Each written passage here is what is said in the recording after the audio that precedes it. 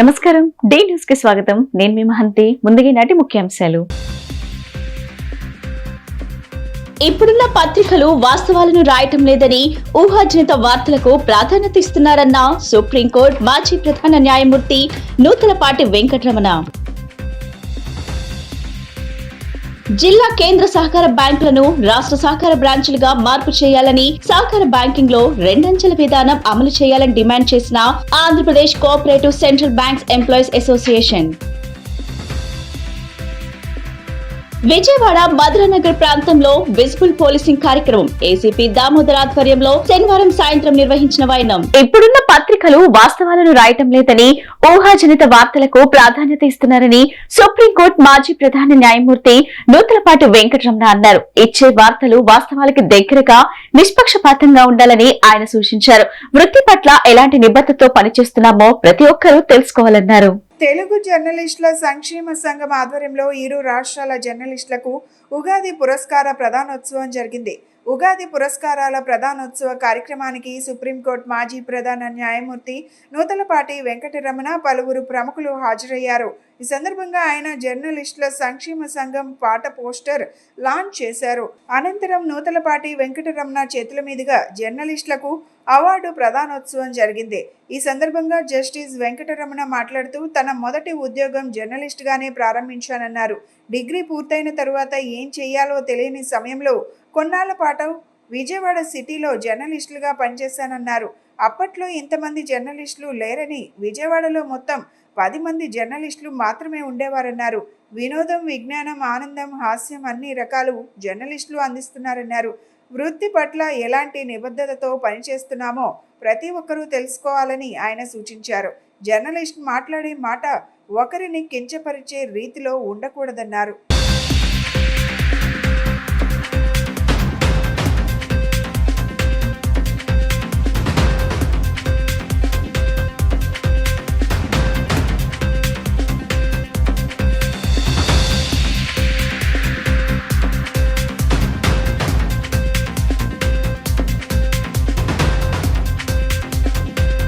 Telugu journalist సంక్షేమ సంఘం ఆధ్వర్యంలో ఉత్తమ జర్నలిస్టుకు ఉగాది పురస్కారాల ప్రధానోత్సవ సందర్భంగా ఈ వేదిక మీద ఉన్నటువంటి సభా అధ్యక్షులు రంగనాయకులు గారు, గౌరవ అతిథి కంచెర్ల అచ్యుతరావు గారు, నిజాం బాబా గారు, శామ్యూల్ రెడ్డి గారు, శిల్పా ప్రియాంక గారు, మరి ఈ సందర్భంగా ఈ పురస్కారాలకు అందుకోవడం కోసం తెలుగు రాష్ట్రాల నుంచి వచ్చినటువంటి సోదర జర్నలిస్టులందరికీ, ఇతర సోదరి మండలందరికీ నా హృదయపూర్వక నమస్కారాలు. ముందుగా క్షమించాలా, కొంచెం సేపు ఆలస్యమైంది. అనుకోకుండా అక్కడ ఉన్నటువంటి ఒక కార్యక్రమంలో ముఖ్యమంత్రి గారు వచ్చేటప్పటికి ఇక్కడ ట్రాఫిక్ జామ్ అయ్యి కొంచెం ఇబ్బంది అయింది రావటానికి.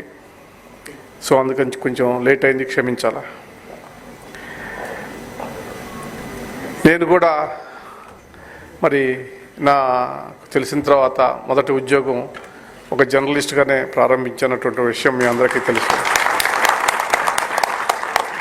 డిగ్రీ పూర్తయిన తర్వాత ఏం చేయాలని అనుకున్నప్పుడు అంతకుముందు నేను వార్తా పత్రికలకి కొన్ని వ్యాసాలు రాసినటువంటి సందర్భం ఉంది, కొన్ని సమస్యల మీద.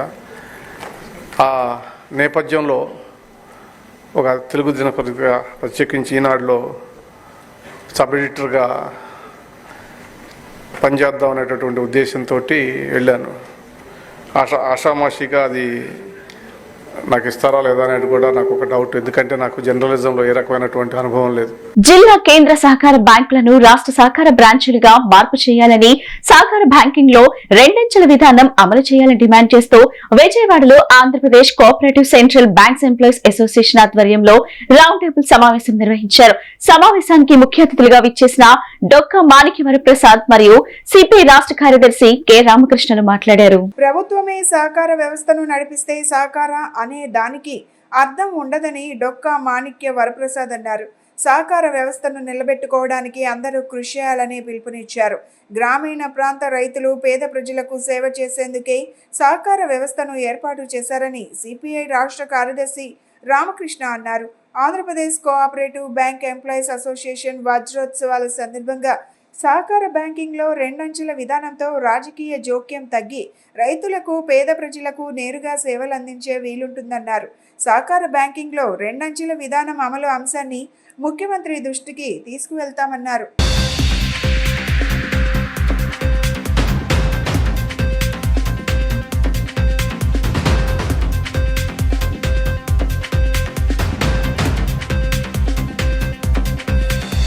ఇవాళ వ్యవసాయము, గ్రామీణాభివృద్ధి రెండు ప్రధానమైన అంశాలుగా ఈ కోఆపరేటివ్ సెక్టార్లో ఏవైతే బ్యాంక్స్ నుండి సేవ చేస్తూ ఉన్నాయో దీనివల్ల లక్షలాది మంది గ్రామీణ ప్రాంత రైతులు, చేతి వృత్తిదారులు, ఇతర పేద ప్రజలు వీరందరూ కూడా వారు లబ్ధి పొందుతూ ఉన్నారు. వారందరికీ సేవ చేయడానికే ఈ బ్యాంకుల ఈ వ్యవస్థ ఏర్పాటు చేశారు. దురదృష్టవశాత్తు దీనిపైన కూడా దృష్టి పెట్టి దీన్ని కూడా పక్కదారులు పట్టించే పద్ధతులు వ్యవహరిస్తూ ఉన్నారు. ఇవాళ Andhra Pradesh cooperative banks employees association వారి వజ్రోత్సవాల సందర్భంగా వారందరూ కూడా ఒక ప్రధానమైన అజెండా ముందుకు తెచ్చారు. అదేమంటే ఇందులో ఉన్న దొంతర్లు తగ్గించడం ద్వారా ఎవరైతే కస్టమర్స్ ఉన్నారో, ఎవరైతే గ్రామీణ ప్రజలు ఉన్నారో వారికి సేవ చేయడానికి, వారికి వడ్డీలు తగ్గించడానికి మరింత అవకాశం ఉంటుందనేది కూడా ఇవాళ వారు ముందుకు తెచ్చారు. ఆంధ్రప్రదేశ్ రాష్ట్రంలో మూడంచెల విధానానికి సంబంధించినటువంటి బ్యాంకింగ్ వ్యవస్థ రెండంచెల విధానానికి తీసుకురావాలని గతం నుంచి కూడా అనేక సందర్భాలుగా కూడా ఉద్యమాలు జరుగుతున్నటువంటి పరిస్థితి. ఈ సందర్భంగా 1,00,000 వ్యవసాయ సహకార సంఘాలు ఉండేటువంటి దేశంలో ఉంటే ఈ రాష్ట్రంలో కూడా ఉండేటువంటి దీనిలో 2,000 పిఎస్సిఎస్లు ఉన్నాయి. అదే 600 శాఖలుగా విభజించబడినటువంటి దీనిలో ఈ మూడంచెల విధానం వలన ఎంప్లాయీస్కి కానీ ప్రజానీకం కానీ అందేటువంటి సేవలు అయితే ఉన్నాయో ఆ సేవలు అందించేటువంటి క్రమంలో జాప్యం జరుగుతూ ఉంది. సహకార వ్యవస్థ నడిపిస్తే ఇక సహకారం అనే పదానికి అర్థం ఉంది కాబట్టి సహకారం అనే దానికి అర్థం ఉంది కాబట్టి ఈ విషయంలో ఆలోచించాలి. అసలు ఒరిజినల్ సహకార వ్యవస్థ ఉండబట్టే ఈరోజు సమాజం ఇంత దూరం వచ్చింది. ఇన్ని వేల సంవత్సరాలు సమాజం ప్రయాణం చేసిందంటే అందరూ మనుషులు ఒకరి మధ్య ఒకరికి సహకారం ఉండబట్టి ఆ సహకారం అనే స్పిరిట్ని దెబ్బతీసుకుంటే మొత్తం కుప్పగొలిపోతుంది. సామాజిక సంబంధాలని దెబ్బతింటాయి. సహకార వ్యవస్థలో రెండంచెల విధానం కావాలనేటటువంటి డిమాండ్ గత 4-5 శతాబ్దాల నుంచి ఉన్నటువంటి మాట. దాని ముఖ్య ఉద్దేశం ఏంటంటే వ్యవసాయ రంగం రైతాంగానికి కలగలుపుగా, ఎందుకంటే భారతదేశం వ్యవసాయ రంగం మీద ఆధారపడినటువంటి దేశం కాబట్టి రైతును బలోపేతం చేయాలి. వ్యవసాయ రంగాన్ని బలోపేతం చేస్తూ ఉన్నటువంటి బ్యాంకుల ద్వారా వాళ్లతో ఎప్పటికప్పుడు మార్పులుంటే ఆ మార్పులను కూడా తద్వారా రైతాంగాన్ని, వ్యవసాయాన్ని అభివృద్ధి చేయడం కోసం, సహకరించుకోవటం కోసం ఏర్పాటు చేసుకున్నటువంటి వ్యవస్థ. విజయవాడ మధురనగర్ ప్రాంతంలో విజిబుల్ పోలీసింగ్ కార్యక్రమం ఏసీపీ దామోదర్ ఆధ్వర్యంలో శనివారం సాయంత్రం నిర్వహించారు. ఇందులో భాగంగా ట్రిపుల్ రైడింగ్, వాహనానికి సరైన నెంబర్ ప్లేట్, రికార్డులు, హెల్మెట్ లేకపోవడం, సెల్ ఫోన్ మాట్లాడుతూ డ్రైవింగ్ చేసేవారిని, ర్యాష్ డ్రైవింగ్ చేసేవారిని గుర్తించి జరిమానా విధించారు. అలాగే రాత్రిపూట బహిరంగంగా మద్యం తాగుతున్న ప్రాంతాలను పరిశీలించారు.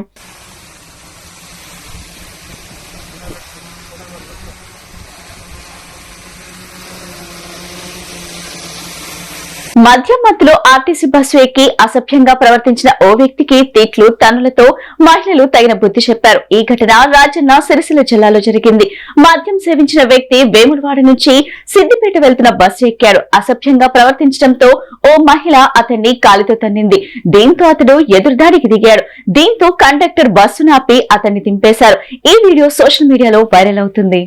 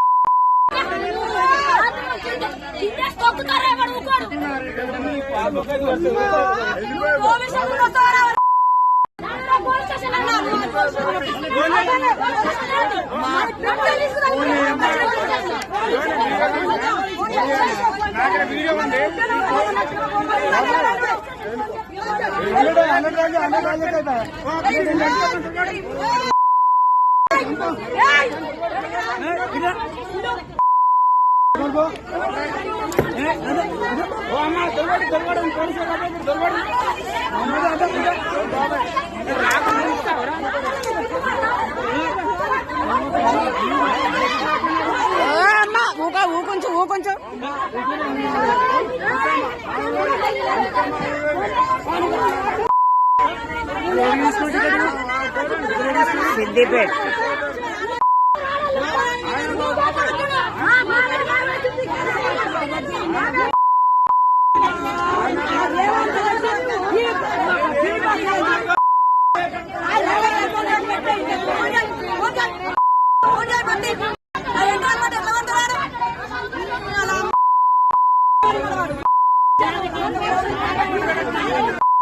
AP deputy CM Pawan Kalyan దంపతుల కుమారుడు మార్క్ శంకర్ తో కలిసి హైదరాబాద్ చేరుకున్నారు. ఇటీవల సింగపూర్ లోని శంకర్ చదివే స్కూల్లో అగ్ని ప్రమాదం జరిగి అతనికి గాయాలు కాగా ఆసుపత్రిలో చేర్పించి చికిత్స అందించిన విషయం తెలిసిందే. ఘటన అనంతరం సింగపూర్ చేరుకున్న పవన్ దంపతులు కోలుకొని డిశ్చార్జ్ అయిన మార్క్ శంకర్ ను తీసుకుని కొద్దిసేపటి కిందటే హైదరాబాద్ చేరుకున్నారు.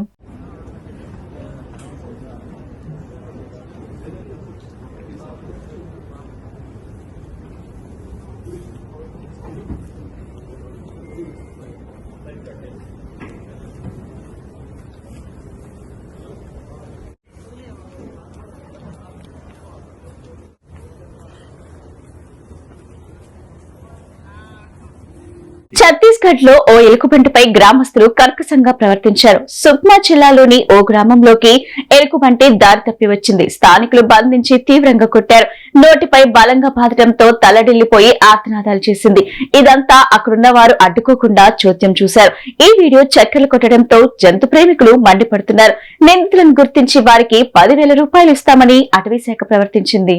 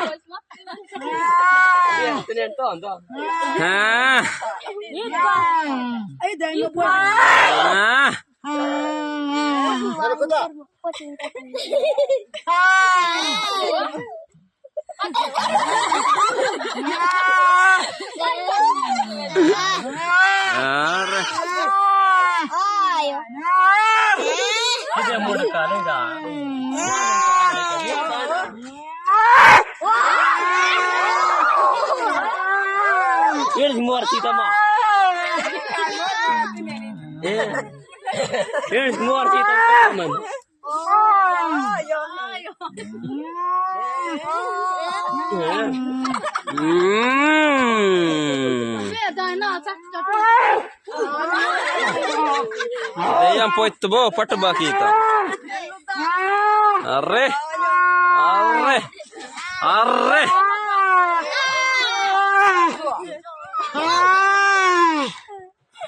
ఏపీ ఇంటర్మీడియట్ పబ్లిక్ పరీక్ష ఫలితాలు శనివారం విడుదలయ్యాయి. ఉదయం 11 గంటలకు ఫస్ట్ ఇయర్, సెకండ్ ఇయర్ ఫలితాలను ఐటీ విద్యాశాఖ మంత్రి నారా లోకేష్ విడుదల చేశారు.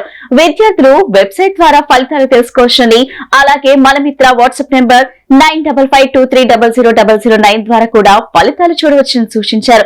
ఫోన్ లో 2 నిమిషాల్లో ఫలితాలు చూసుకోవచ్చన్నారు. ఈ సందర్భంగా విద్యార్థులకు బెస్ట్ విషెస్ చెప్తూ ఇంటర్ ఫలితాలు విద్యార్థుల ఉత్తమ భవిష్యత్తుకు మార్గం చూపుతాయని లోకేష్ అన్నారు. అయితే ఈసారి ప్రభుత్వం ప్రయోగాత్మకంగా ఇంటర్ మొదటి, ద్వితీయ సంవత్సర పరీక్ష ఫలితాలు విడుదల చేసింది. వాట్సాప్ గవర్నెన్స్ లో హాయ్ అని చెప్పడం ద్వారా విద్యార్థులు ఫలితాలు చూసుకోవచ్చు.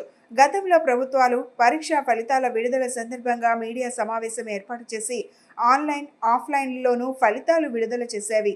ఈసారి రొటీన్కు భిన్నంగా బోర్డ్ ఆఫ్ ఇంటర్మీడియట్ వెబ్సైట్లో ఫలితాలు ఉంచుతామని ప్రభుత్వం వెల్లడించింది. ఏపీ ప్రభుత్వం ప్రయోగాత్మకంగా ప్రారంభించిన వాట్సాప్ గవర్నెన్స్లో విద్యార్థులు ఇంటర్ ఫలితాలు చూసుకోవచ్చు. ఈ సౌకర్యాన్ని వినియోగించుకోవాలని విద్యాశాఖ మంత్రి నారా లోకేష్ సూచించారు.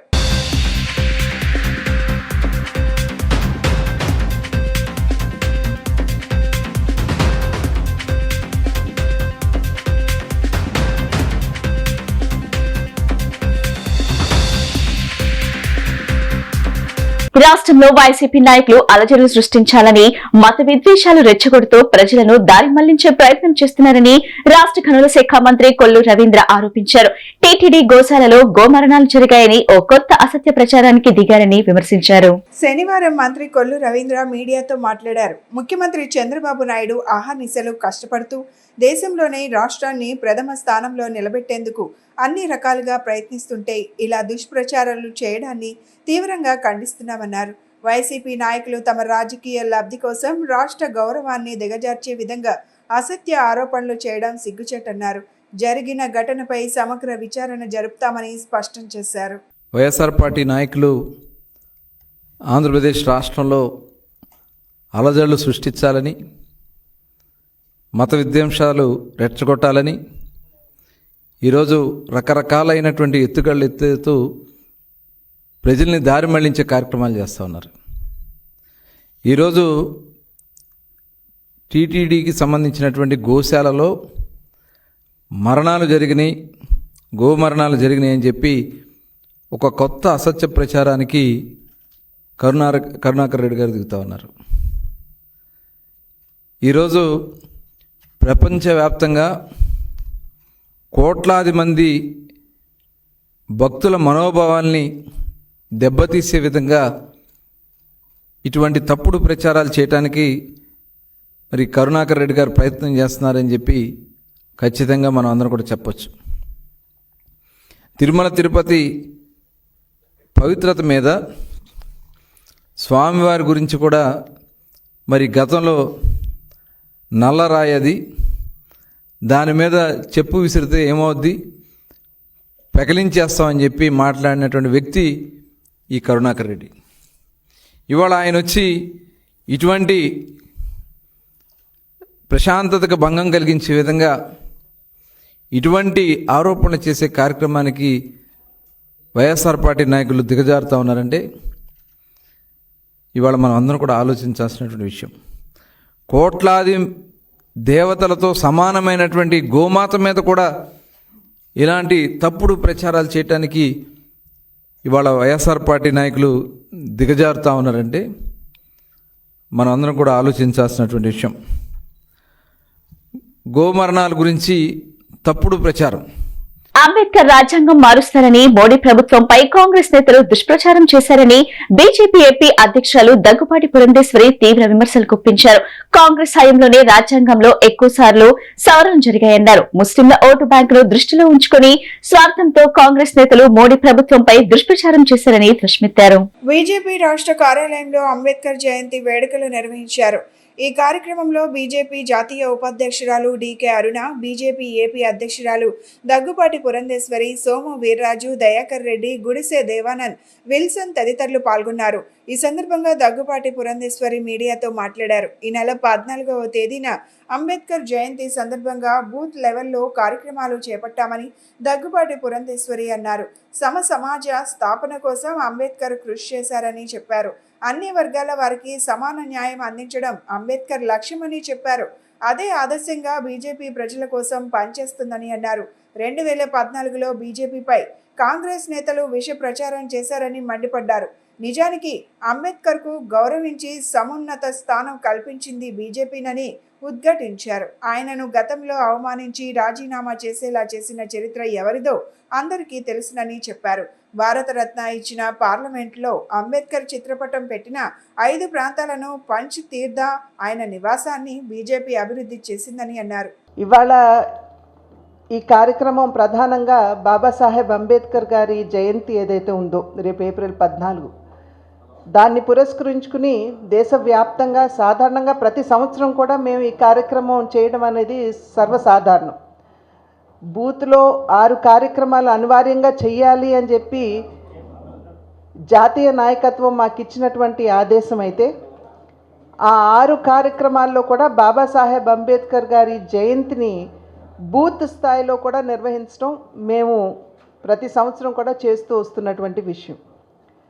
బాబాసాహెబ్ అంబేద్కర్ గారు కేవలం మేము అనుసరించడం మాత్రమే కాదు, వారి చూపినటువంటి మార్గం ఏదైతే ఉందో ఒక దార్శనికుడిగా వారు సమసమాజ స్థాపనకి వారు చేసినటువంటి కృషి ఏదైతే ఉందో, అదేవిధంగా సమాజంలో ఉన్నటువంటి అన్ని వర్గం వారికి సమాన అవకాశాలు లభించాలి అనేటువంటి తపన ఏదైతే వారిలో ఉందో అదంతా కూడా భారతీయ జనతా పార్టీ విశ్వాసం అని చెప్పి మీ మాధ్యమంగా ప్రజలందరికీ కూడా మేము తెలియజేస్తున్నాం.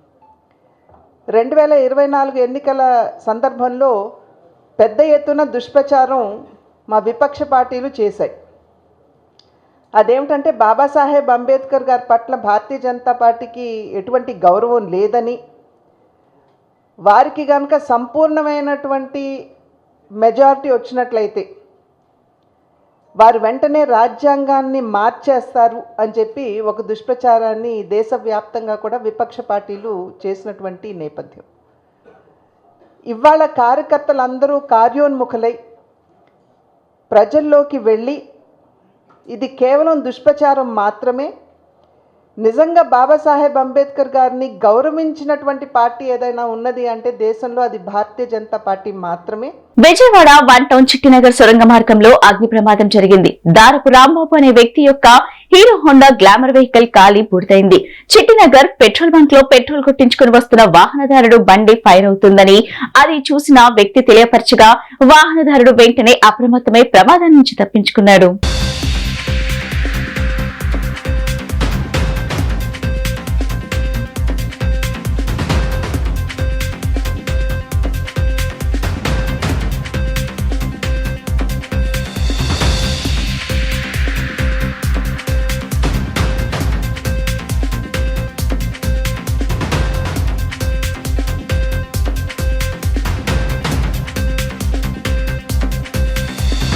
అంటుకుంది అంతే, అదంతా అంటుకుంది. ఏమో మరి బండి పక్కన పెట్టేసి వచ్చేసాక నేను ఆయిల్ కొట్టించుకుంటూ వచ్చాను. ఆయిల్ కొట్టించుకున్నా 50 రూపాయలు చిట్టినగర్ పంపులు కొట్టించుకొని వస్తుంటే అన్నయ్య చెప్పి అంటుకుంది అన్నాడు. బండి ఆడ పెట్టేసి నేను ఇది వచ్చేసారు, కాలిపోయింది అంతే. పేరు నా పేరు రాంబాబు, దారపు రాంబాబు. ఎక్కడ ఉంటారు మీరు? పిండి మరుసండి. వార్తలు ముగించే ముందు ముఖ్యాంశాలు మరోసారి. ఇప్పుడున్న పత్రికలు వాస్తవాలను రాయటం లేదని, ఊహాజనిత వార్తలకు ప్రాధాన్యత ఇస్తున్నారన్న సుప్రీంకోర్టు మాజీ ప్రధాన న్యాయమూర్తి నూతలపాటి వెంకటరమణ. జిల్లా కేంద్ర సహకార బ్యాంకులను రాష్ట్ర సహకార బ్రాంచులుగా మార్పు చేయాలని, సహకార బ్యాంకింగ్ లో 2 అంచెల విధానం అమలు చేయాలని డిమాండ్ చేసిన Andhra Pradesh cooperative central banks employees association. Vijayawada Madhura Nagar ప్రాంతంలో విజిబుల్ పోలీసింగ్ కార్యక్రమం ఏసీపీ దామోదర్ ఆధ్వర్యంలో శనివారం సాయంత్రం నిర్వహించిన వైనం. ఈ బులెటిన్ ఇంతటితో సమాప్తం. తిరిగి మరో బులెటిన్ కలుద్దాం. నమస్కారం.